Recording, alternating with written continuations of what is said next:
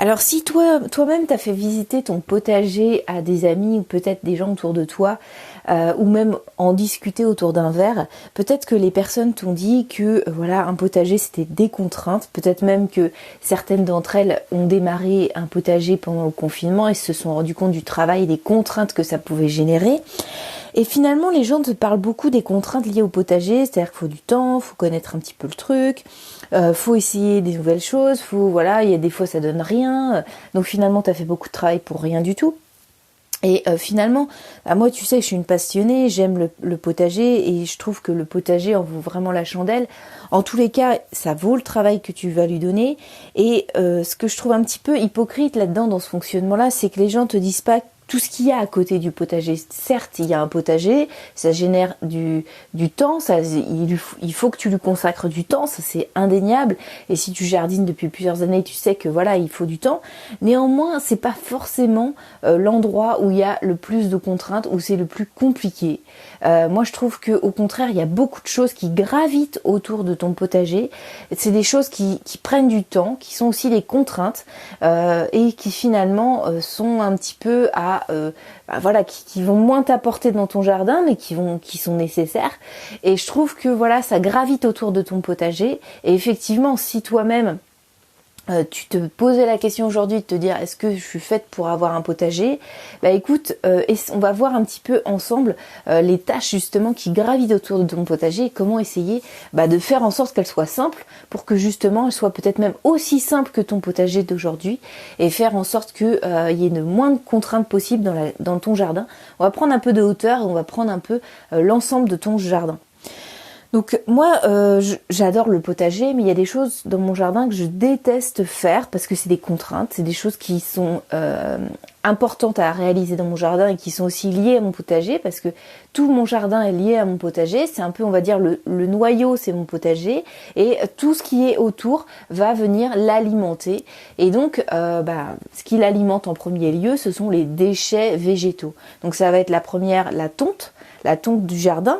Donc tu sais que ça aussi, ça prend du temps. Les gens en parlent pas. Ils se disent, voilà, ça me paraît indispensable quand tu as du gazon de le tondre. Je suis tout à fait d'accord avec ça. Néanmoins, ça peut être une très grosse contrainte parce que quand tu as un terrain qui est vallonné, quand tu as beaucoup d'arbres, quand tu as pas forcément le matériel qu'il faut pour tondre ou de manière correcte, eh bien tu vas avoir beaucoup plus de contraintes et ça va te générer beaucoup plus de temps.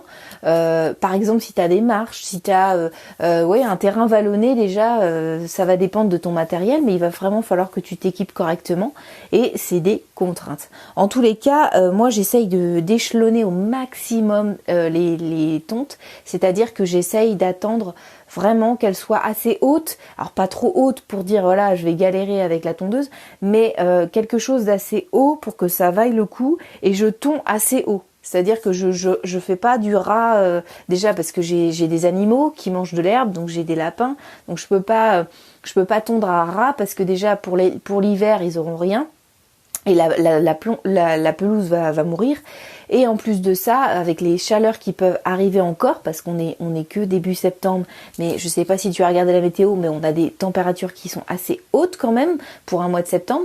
Et donc, voilà, le but c'est pas de faire crever la pelouse. Donc voilà, j'essaye de marier contraintes et organisation globale, c'est-à-dire que j'ai récupéré la tonte pour pailler dans mon potager, donc ça c'est super. J'essaye d'échelonner au maximum les tontes pour justement ne pas faire crever la pelouse. Et tu vois, les gens autour de moi, c'est-à-dire ma voisine, mes parents sont venus l'autre jour et des amis, et ils m'ont tous dit que ma pelouse était verte, alors que chez eux c'est de la paille. Donc une tonte raisonnée, ça peut être intéressant pour toi. En tout cas, ça enlève des tontes, surtout si voilà t'es comme moi, t'es pas un mordu de la tondeuse. Écoute, franchement, essaye d'échelonner, tu vas voir, tu peux être surpris justement du rendu. Et moi, j'en suis vraiment contente parce que c'est vraiment une contrainte pour moi de tondre. C'est vraiment quelque chose de chiant. C'est vraiment parce que ça alimente aussi mon jardin et parce que tout de suite ça fait propre quand tu tonds, ça fait vraiment propre dans le jardin. Parce que c'est vraiment quelque chose qui vient un peu parasiter mes actions du potager, quoi. Donc en tous les cas, voilà, comment je le vois, il faut vraiment échelonner au maximum, comme ça t'as moins de contraintes. En tous les cas, L'entretien également des arbres et des haies. Bah oui, les gens te parlent pas trop de ça, mais concrètement, quand tu installes un arbre dans ton jardin, moi j'ai pas pu les installer. Enfin, j'ai installé une vigne et là je vais installer un figuier cette année. Mais concrètement, moi j'ai déjà 5 arbres fruitiers dans mon jardin, sans parler de la vigne et du figuier.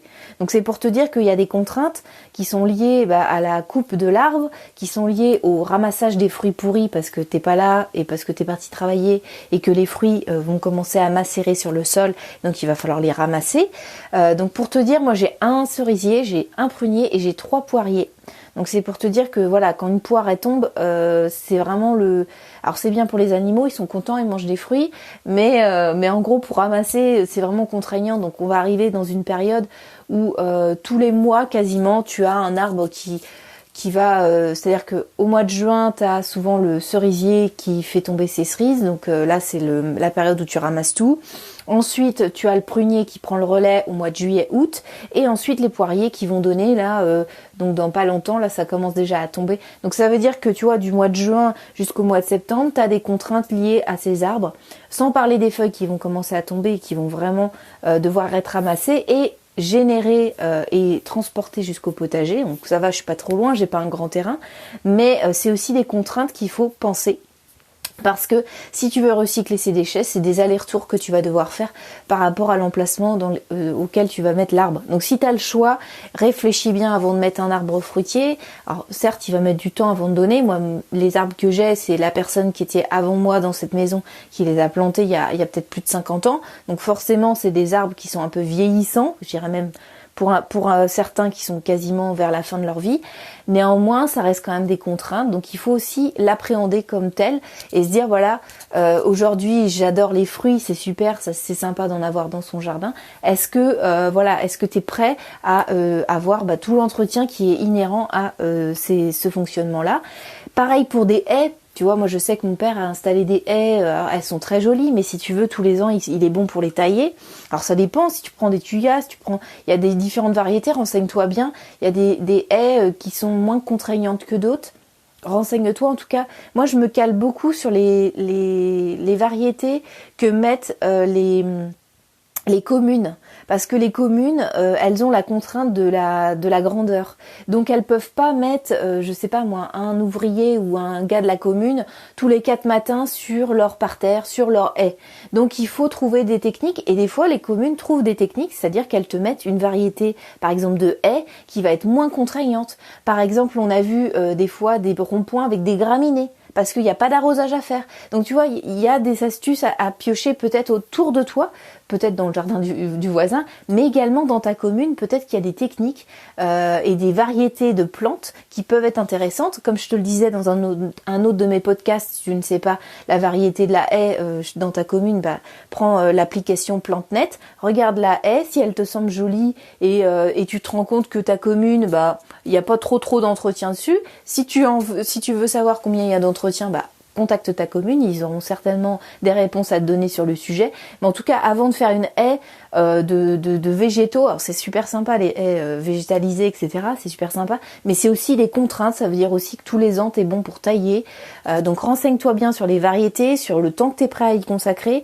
Et si t'es comme moi, t'es une grosse feignasse et que t'es pas prêt à y consacrer, des claustras, un mur à monter si tu peux le faire, ou un mur en dur. En tout cas, moi, j'ai pas du tout de haies. De haies comme ça, je pourrais pas m'en occuper, c'est quelque chose, j'ai déjà beaucoup à faire. Comme je te dis, j'ai un petit jardin mais qui est quand même très fourni en arbres fruitiers, donc ça me génère déjà pas mal de contraintes liées à l'entretien global du jardin. Donc voilà, renseigne-toi bien. Ensuite, le dernier point de contrainte qui est hors potager, c'est la partie terrasse. Moi, j'ai une terrasse, j'ai 2 terrasses en fait, une en hauteur, une un peu plus en contrebas. Et forcément, c'est sympa d'avoir des végétaux qui arrivent sur cette terrasse. Et le truc, c'est de mettre des pots. Alors les pots, c'est super, c'est génial. Le problème, c'est que c'est encore plus de contraintes que le potager, je trouve, parce que ta plante va être dépendante de toi. En fait, elle ne va va pas être dépendante du terrain ou de la météo, elle va être dépendante de toi principalement. Notamment, plus le pot est petit, plus la plante va être dépendante de toi et plus elle va risquer de mourir parce que voilà, tu auras pas mis de l'eau, tu auras pas mis de nutriments. En fait, tout ce qu'elle va puiser va se trouver dans ce que tu vas lui donner au départ. Et donc forcément, moins tu vas lui donner de départ, moins tu vas lui donner une base solide, plus elle va être sujette au dérèglement, c'est-à-dire si elle a plus les nutriments dans la terre qu'elle a, eh bien elle va souffrir. Si elle a plus d'eau, enfin bref, ça va générer des contraintes pour toi. Et donc, tu vas devoir gérer les nutriments de ta plante, l'eau, l'ensoleillement. Donc, le conseil que je peux te donner pour qu'il y ait moins de contraintes possibles, c'est prends le pot le plus grand possible pour justement pallier justement le manque de nutriments en mettant quelques poignées de compost de temps en temps.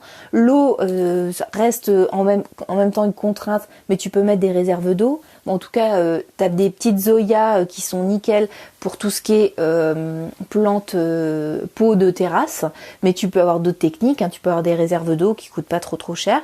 Mais en tous les cas, c'est des contraintes supplémentaires. Je dirais pas que c'est un autre potager, mais tu vois, moi j'ai une bonne dizaine de pots sur mes terrasses, et oui, c'est des contraintes. En plus, évite de prendre des pots en plastique. Moi, c'est ce que j'avais pris, et tu vois, les racines souffrent beaucoup plus dans des pots en plastique que dans des pots en terre cuite. Donc vraiment, le conseil que je peux te donner avant même de mettre des pots partout, essaye d'en prendre des très grands. Par exemple, si tu es un fan des aromates, moi j'adore les aromates, essaye de prendre un très très grand pot et mettre quasi les aromates qui ont les mêmes spécificités.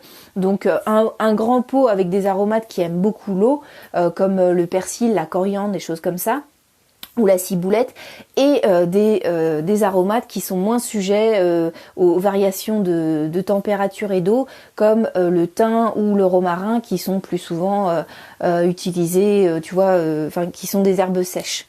Donc voilà, en gros, en fait, on parle souvent du potager, de ses contraintes, que c'est compliqué, que c'est difficile, parfois c'est décevant, etc. On parle souvent de ça, mais on parle pas de toutes les actions autour d'un potager.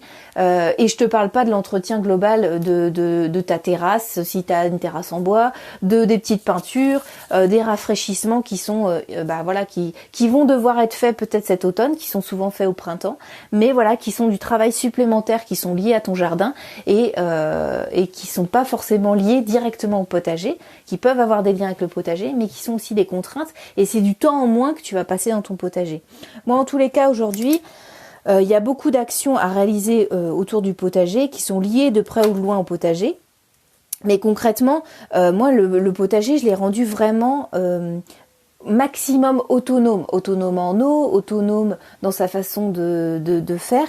Et donc voilà, les choses autour, donc c'est la pelouse, c'est l'entretien des arbres, c'est l'entretien des pots. Donc avant de te générer de nouvelles choses à faire, regarde bien, essaye de voir comment tu peux enlever ces contraintes-là, ou en tout cas les diminuer au maximum. En tout cas, c'est quelqu'un qui est une grosse feignasse au jardin qui t'en parle et qui essaye de faire en sorte que tu puisses profiter au maximum de ton potager, profiter au maximum de ton jardin. Un jardin avec plein d'arbres sera toujours plus de contraintes qu'une belle grande pelouse de 500 mètres carrés. Mais après, c'est toujours moins joli puisque voilà, et puis c'est moins d'apport. Donc, je pense qu'il faut que tu trouves un équilibre entre les contraintes que peuvent te générer certaines actions que tu vas mener dans ton jardin et de l'autre, le fait que justement tu puisses avoir quelque chose de sympa quand même, avec peut-être profiter de certains fruits, certains arbres fruitiers, peut-être des brises-vues parce que tu as peut-être une vue directe sur tes voisins, j'en sais rien. Mais en tous les cas, faire en sorte que les choses soient le moins contraignantes possible pour toi. Voilà, j'espère avoir pu t'éclairer sur certaines choses. Si tu as d'autres questions, n'hésite pas à m'envoyer un mail sur gojardin, G2O, jardin, J-A-R-D-I-N, @gmail.com. N'hésite pas à m'envoyer un mail avec tes questions, même sans me dire quoi que ce soit. Envoie-moi une photo ou autre. C'est toujours intéressant d'avoir des retours des gens. En tout cas, si tu veux rien louper, tous les jours je poste un nouveau podcast sur SoundCloud et sur YouTube, donc n'hésite pas à t'abonner sur ces plateformes. Et puis moi je te retrouve demain. N'hésite pas à liker également, ça fait toujours plaisir. Et puis on se retrouve demain pour un nouveau podcast. Allez, à demain, salut!